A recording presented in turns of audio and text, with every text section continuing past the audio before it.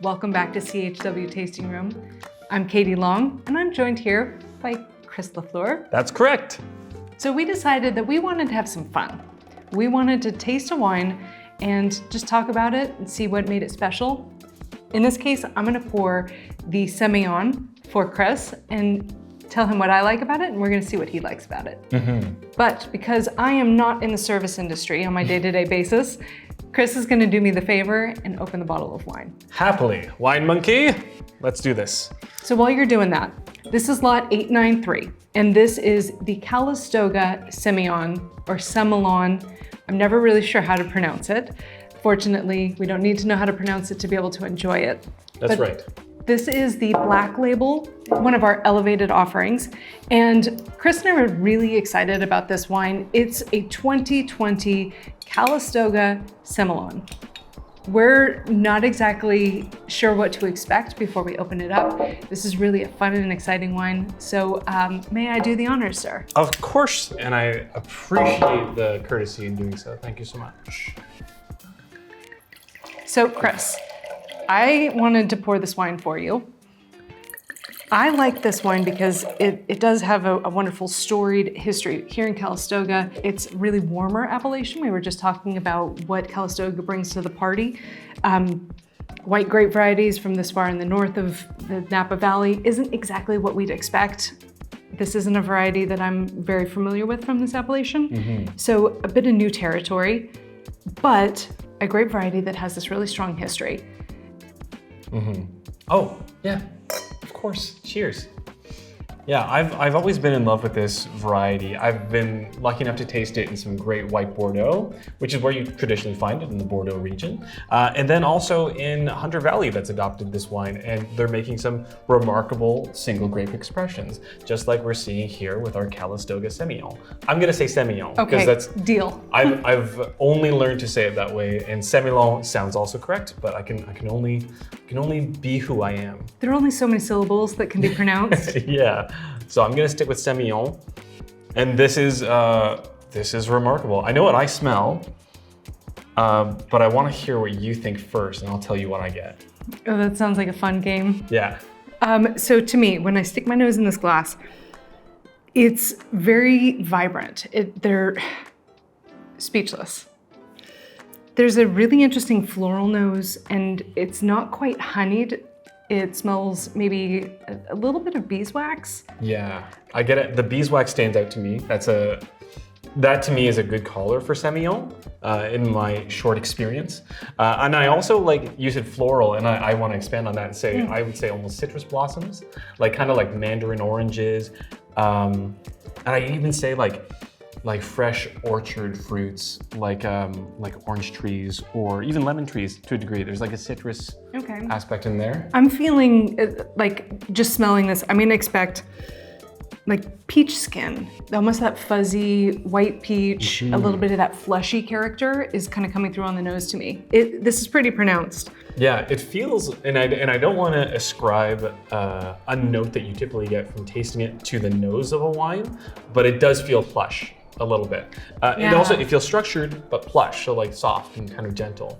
Can I ask, this is a note that I always find with some Semillon, but it's not pronounced here, but I think it's here. Do you smell a little bit of crayon? Ooh. And anyone with a toddler at home will understand what I mean, but like just a little crayon, like that kind of minerality is expressing itself that way.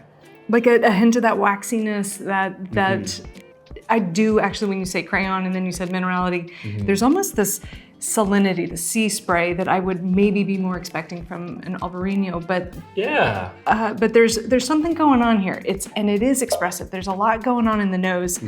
Let's give it a go on the palate. Please.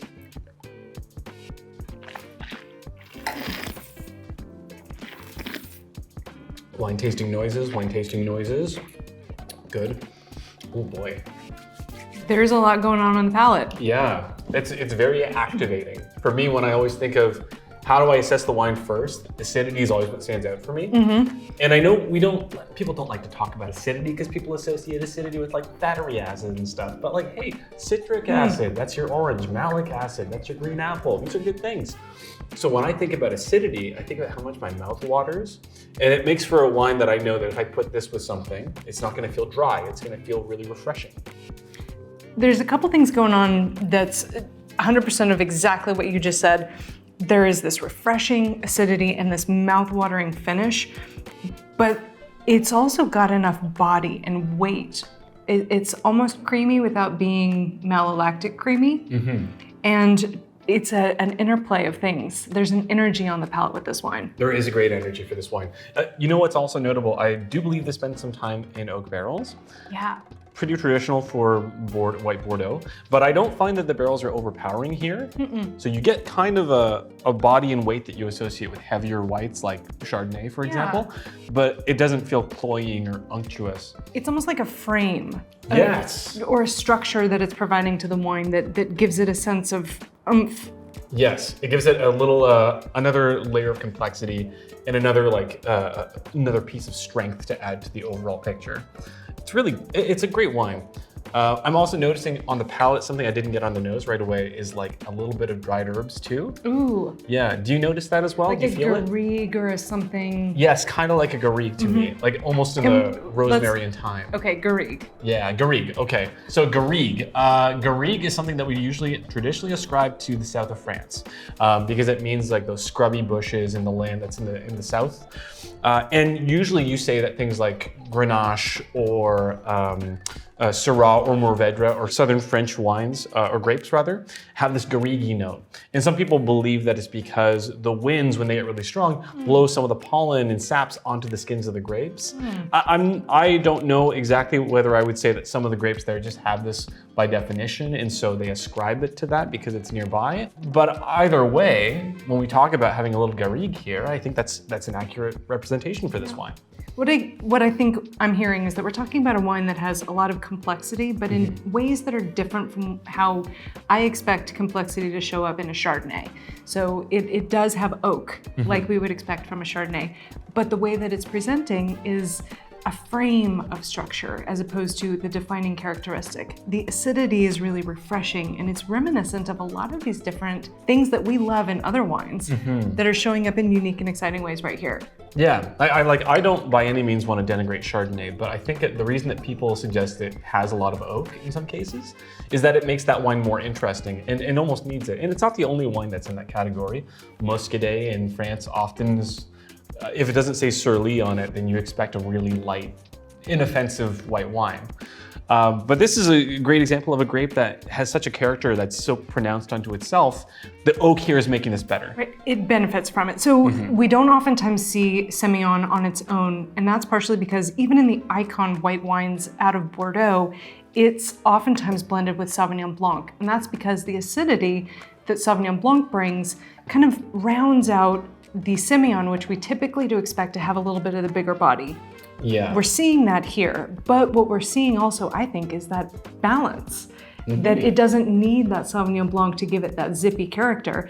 This is able to achieve it all on its own. Yeah, that said, if we sell all of this, I will be continually lobbying Cameron Hughes to make a Sémillon with Sauvignon Blanc in it and give us our own little white Bordeaux in Calistoga. So California Sunshine, the Bordeaux grape varieties, I mean, we do it so well with Napa Cabs. Yeah, we've already got that. Come on, let's beat them at something else. All right. Take that, France. Game on. Well, this has been awesome. Thank you so much for showing me this one, Katie. Thank you for sharing this with me, Chris. This has been a pleasure. Excellent. Well, I will see you at the next class.